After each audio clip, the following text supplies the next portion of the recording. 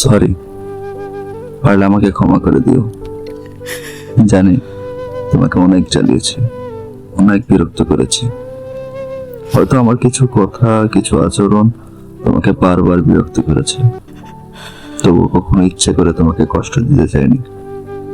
হয়তো তোমার কাছে আমি খুব বেশি কিছু চেয়ে ফেলেছিলাম, খুব বেশি কথা বলতে চেয়েছিলাম, খুব বেশি গুরুত্ব দিতে চেয়েছিলাম। কিন্তু এখন বুঝতে পারছি, সব মানুষকে ধরে রাখা যায় না, সব সম্পর্ক জোর করে টিকিয়ে রাখা যায় না। তাই আজ থেকে আর তোমাকে বিরক্ত করব না, বারবার মেসেজ দিব না, অকারণে কথা বলার চেষ্টা করব না।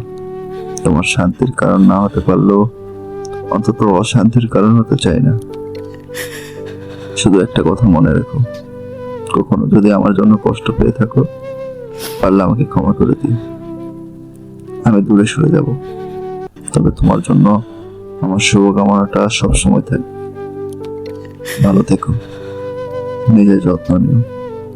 আর হ্যাঁ, আমাকে ভুলে গেলেও কোনো অভিযোগ নেই, কারণ কিছু মানুষ জীবনে থাকার জন্য আসে না, শুধু কিছু অনুভূতি দিয়ে চলে যায়।